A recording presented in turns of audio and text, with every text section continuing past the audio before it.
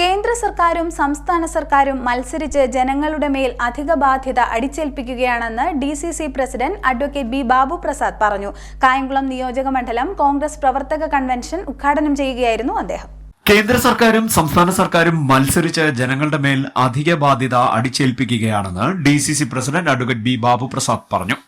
അഴിമതിയുടെയും വികസന മുരടിപ്പിന്റെയും നേർസാക്ഷ്യങ്ങളാണ് കേന്ദ്ര സംസ്ഥാന സർക്കാരുകളെന്നും അദ്ദേഹം പറഞ്ഞു.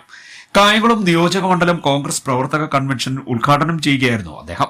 കോൺഗ്രസിന്റെ താഴെത്തട്ടിലുള്ള പ്രവർത്തനങ്ങൾ സമയബന്ധിതമായി ഏകോപിപ്പിക്കുന്നതിനുള്ള പ്രാരംഭ നടപടിയാണ് ബ്ലോക്ക് തല കൺവെൻഷനുകളെന്ന് ഡിസിസി പ്രസിഡന്റ് പറഞ്ഞു. പ്രതിപക്ഷ നേതാവ് ശ്രീ വി ഡി സതീശൻ ഒരു സമരവുമായി കടന്നു വരുമ്പോൾ അതൊരു മഹാസമ്മേളനമാക്കി ഈ കേന്ദ്ര സർക്കാരിനെതിരെ ആഴക്കടൽ മണൽ ഖനനത്തിന് ഉത്തരവ് കൊടുത്ത കേന്ദ്ര സർക്കാരിനെതിരെയും ആ ഖനനത്തിന് മുയലിനോടൊപ്പം ഓടുകയും വേട്ടപ്പട്ടിയോടൊപ്പം വേട്ടയാടുകയും ചെയ്യുന്ന സംസ്ഥാന സർക്കാരിനെതിരെയും അവരെ ചിത്തരഞ്ജന്റെ നേതൃത്വത്തിൽ മണൽ ഖനനത്തിനെതിരെയാണെന്ന് പറഞ്ഞ് ആലപ്പുഴയിൽ ചില നാടകങ്ങളൊക്കെ നടത്തി. അവിടുത്തെ മത്സ്യത്തൊഴിലാളികളുടെ കണ്ണിൽ പൊടിയിടാൻ വേണ്ടി ചില നാടകങ്ങളൊക്കെ നടത്തി. ഒരു സംഘാടക സമിതി രൂപീകരിച്ചു. ആലപ്പുഴ ബീച്ച് മുതൽ ചേന്നവേലി വരെ മനുഷ്യ ചങ്ങല തീർക്കുമെന്ന് പ്രഖ്യാപിച്ചു. പക്ഷേ അതെല്ലാം കേന്ദ്ര സർക്കാരിൻ്റെ ഈ ആഴക്കടൽ മണൽ ഖനനത്തിന് ഒരക്ഷരം പോലും ഇതുവരെ കേരളത്തിലെ സർക്കാർ, കേരളത്തിലെ പിണറായി ഗവൺമെൻറ് അല്ലെങ്കിൽ അതിന് നേതൃത്വം കൊടുക്കുന്ന CPM ഇതുവരെ ഒരു നിലപാടെടുത്തിട്ടില്ല. അവരുടെ നിലപാട് ആത്മാർത്ഥതയുള്ളതാണെങ്കിൽ ചിത്തരഞ്ജൻ അടക്കമുള്ള ആളുകളുടെ ഈ ഡ്രാമ അത് ഒരു ഡ്രാമയല്ല, അത് ആത്മാർത്ഥമായിട്ടുള്ളതാണെങ്കിൽ അവർ കോൺഗ്രസിൻ്റെ KC വേണുഗോപാൽ നേതൃത്വം കൊടുത്ത, ഇപ്പോൾ പ്രതിപക്ഷ നേതാവ് വി ഡി സതീശൻ നേതൃത്വം കൊടുക്കാൻ പോകുന്ന ഈ സമരത്തിന് പിന്തുണ പ്രഖ്യാപിക്കുകയാണ് വേണ്ടത്.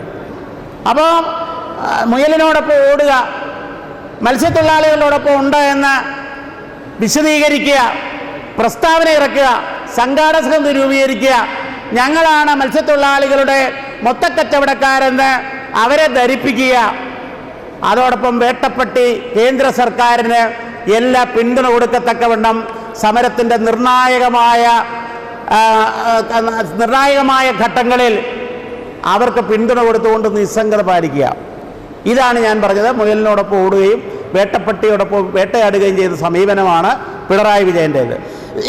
അപ്പോൾ മത്സ്യത്തൊഴിലാളികൾക്ക് സംസ്ഥാന സർക്കാരിൽ നിന്നും കേന്ദ്ര സർക്കാരിൽ നിന്നും നീതി ലഭിക്കില്ല എന്ന് ഉറപ്പായിരിക്കുന്നു.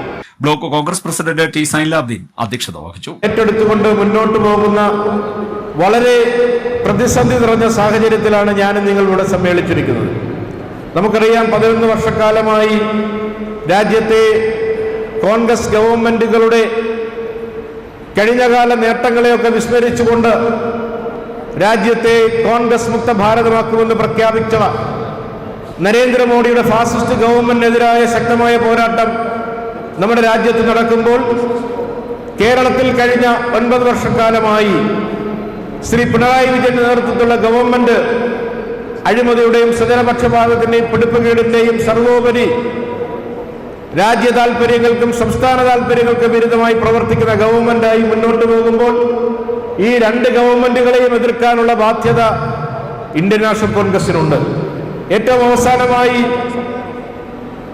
കേരളത്തിന്റെ ചരിത്രത്തിൽ ഇന്ന് വരെ കണ്ടിട്ടില്ലാത്ത വലിയൊരു അഴിമതിക്ക് കേരളത്തിലെ മുഖ്യമന്ത്രിയുടെ മകൻ സാക്ഷ്യം വഹിച്ച് അഴിമതിയുടെ പ്രതിപട്ടികയിൽ 1ാം സ്ഥാനത്ത് നിൽക്കുകയും അവർക്കെതിരായി SFIO എന്ന് പറയുന്ന രാജ്യത്തെ കൊള്ളരുതായ്മകൾ ചൂണ്ടിക്കാണി അതിനെക്കുറിച്ച് അന്വേഷിച്ച് KPCC general secretary advocate KP Sreekumar, KPCC സെക്രട്ടറിമാരായ E Sameer, N Ravi, Kattanam Shaji, south block Congress president Cheruppurathu Murali, KPCC അംഗങ്ങളായ U Muhammad, K Gopinathan, DCC ഭാരവാഹികളായ AJ Shajahan, AP Shajahan, CA Sadiq, Avinash Gagan, John K Mathew, Rajan Chengili, M Vijayamohan, K Pushpadas, Gayathri Thampan, AM Kabeer തുടങ്ങിയവർ സംസാരിച്ചു.